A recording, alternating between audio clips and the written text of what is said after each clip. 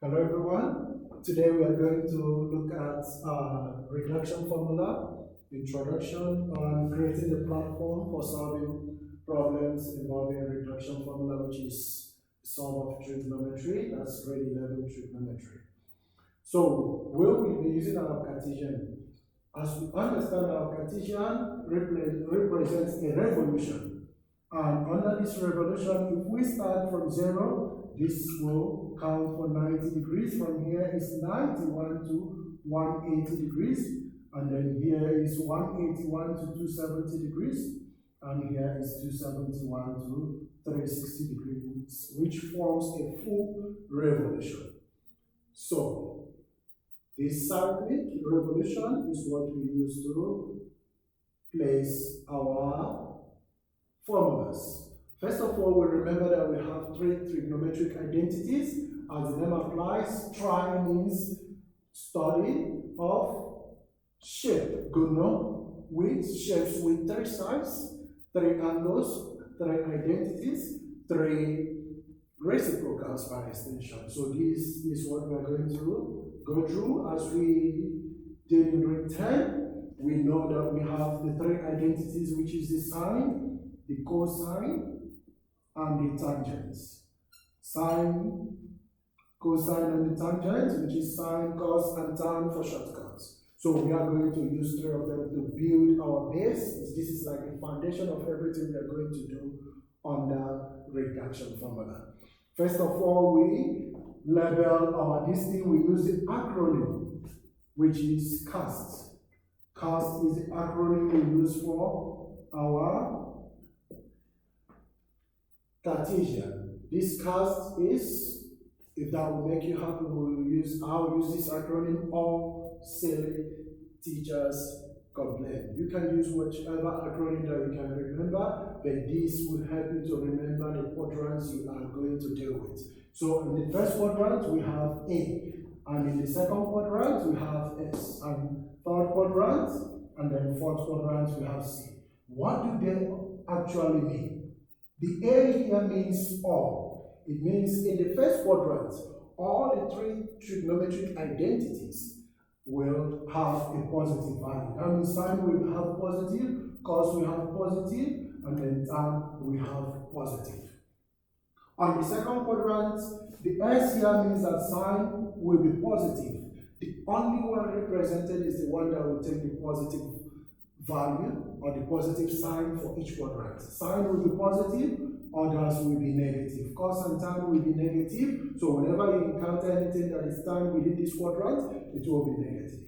Here, tan will be positive, cos will be negative, and sine will also be negative. In the last quadrant, which is the fourth quadrant, cos of any angle will be positive, sine will be negative, and tan will be negative. Then how do we use this to solve problem? Reduction formula is when we have very large angles that we want to reduce so that it will be for easy simplification of trigonometric expressions. Now, we may have large angles that are above 180, 160, 180, 300, 500, 1000, but we also consider the revolution of 360. As we progress, we'll take examples that will portray what we are actually talking about here. So in the first quadrant, we say that every angle that is inside here should be less than 90 degrees. That means any angle we are going to encounter here must be 90 minus theta, where theta is an acute angle. Please remember, it is very important that you understand that the theta we are using for this must always be an acute angle. That means it must always be an angle less than 90 degrees. So any angle that falls here must be less than 90. So 90 minus that angle, that's what will fall in the first quadrant. For the second quadrant, any angle that falls there can be greater than 90. That means it can also be 90 minus plus theta. That means greater than 90. Or, since we have 180, it can be 180 minus theta. So here we are looking at angles that are greater than 90 degrees, but less than 180 degrees. Remember, theta must always be acute. In the third quadrant, we are looking at 180 plus theta. It must be greater than 90 degrees. Greater than 80 degrees, 180 degrees, sorry, but less than 270. So it can also be 270 minus theta. Remember that theta must be an acute angle.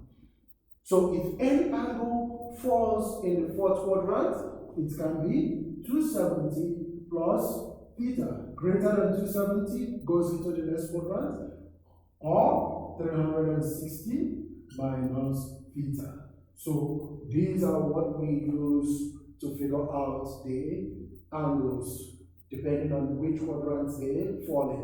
So with this we can arrive at the value for every given trigonometric expression and what we can actually reduce it to for easy simplification. We'll take examples as we go on, but let's write out everything. It means that when I'm working on the first quadrant, if I get an angle of sine of, okay, before I go on, let's talk about what we call the cofunctions. The cofunctions for reduction formula are the functions that involve 90 degrees and 270 degrees. So angles that involve 90 degrees and 270 degrees, we treat them separately. The cofunction means they produce a value for what the other trigonometric identity has. That means the cofunction of sine can become cos. The cofunction of tan can become what we call cot, which is a reciprocal of tan. So they produce what they have on the other side. So for cofunctions, we'll explain later in more details when we go into solving the problems proper. But for now, let's give the foundation. Now for sine of 90 minus theta, since it is a cofunction and they are all positive, it takes the sign of the original. The cofunction will become cos of theta. Let's take an example. Sine of 90 minus 60. We say it becomes the cofunction. So it becomes cos of 60 degrees. If we look at this, if we simplify, the sine of 90 minus 60 is 30 degrees, and we say that it is equivalent to cos of 60. If you check properly, sine of 30 is a half, and cos of 60 is also a half, so it's equivalent. So reduction formula helps us to get a reduced version of what we are dealing with instead of dealing with bigger values. So cofunction of sine of 90 minus theta is cos of theta. For cos of 90 minus theta, the cofunction becomes sine of theta because cos is positive, sine will be positive. And then tan of 90 minus theta becomes cos of theta. So these are the cofunctions for the first quadrant. Let's look at the cofunctions for the second quadrant. I'll write it up here. Now for the second quadrant, if I have 90, I'm using 90 still on cofunctions, then if I have sine of 90 plus theta, I will check this sign, whether it's going to be plus or minus for sine on that quadrant. 90 plus theta is now on the second quadrant. That means any value greater than 90. It is still a cofunction, but sine is positive, so cos will be also positive. It gives us cos of theta. If I have cos of 90 plus theta, now if we look at this section, 90 plus theta, cos is negative on this quadrant. So your answer will also be the sine of the original. It is also a cofunction of sine, but sine will be negative sine theta because cos, the original man, has a negative value coming into the next quadrant. Likewise, if we look at tan of 90 plus theta, it becomes negative of cos theta because tan is negative on the other quadrant. Now, lastly, let's look at the 270s. We also have 270. So if we have sine of 270 plus theta, now on this quadrant sine is negative. So the cofunction will also be negative. If we look at cos of 270 plus theta, we are looking at plus is looking at the last quadrant. Cos is positive here. So the cofunction will also be positive. If we are looking at tan of 270 plus theta,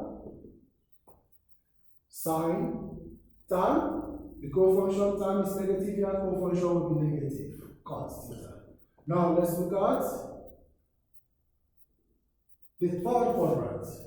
If we have sine of 270 minus theta, if we check here, sine is negative here. So the cofunction will also be a negative of cos theta. If we are looking at cos of 270 minus theta, this is on the third quadrant. And on the third quadrant, cos is also negative. So the cofunction will also be negative sine theta. And then the last one is tan of 270 minus theta. If we check very well, tan is the product of this quadrant with a positive. So whatever is cofunction will also have a positive, which is cos theta. So these are the cofunctions that we have. Remember, we use cofunctions for all 90 and 270 degree angles. Now, quickly, before we go on and take our examples, let's quickly go through the other angles that are not 90 degrees and 70 degrees. Now, what do we have left? We have 180 and 360. So let's look at one sine of 180 minus theta is on the second quadrant. Sine is positive, it is not a cofunction, so it returns its value. If we want to check this to be sure, if we have sine of 180 minus 30 degrees, we say that sine, this is sine of 30 degrees by the formula, by the given formula. And we can check to verify if this is true. This is sine of 150 degrees, and we say that it is equivalent of sine of 30 degrees. If you have your calculator and punch and check, you will see that sine of 150 degrees is equivalent to sine of 30 degrees. That is the essence of working with reduction formula. When you have a very high values, you can easily simplify them, that's reduce them, and then get the actual equivalent from these formulas. Now let's go on. Now we have cos of 180 minus theta. 180 minus theta is here, and cos is negative. So we must take that into consideration. It returns its value, is not a cofunction, but it will have a negative. The same applies to tan of 180 minus theta. It will have negative tan theta. And then we go to sine of 180 plus theta, which will be on the third quadrant. Sine is negative, it returns a negative. Cos of 180 plus theta will return a negative cos, because cos is negative on the third quadrant. Tan of 180 plus theta will return positive tan theta, because it is on this quadrant and tan is positive. And then lastly, we'll look at the 360s.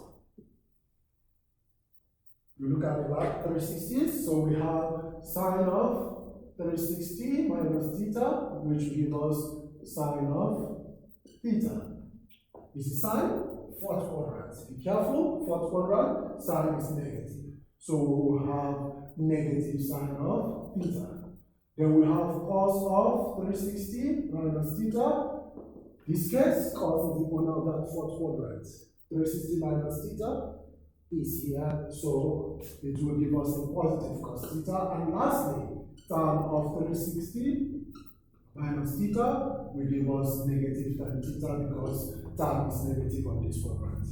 We will progress and we will take examples. This is just forming the foundation. if we understand all this, we can easily solve any problem associated with reduction formula without any problem. All we need to do is to understand how this stuff works, and then we can break down any angle to components of this and use it to solve.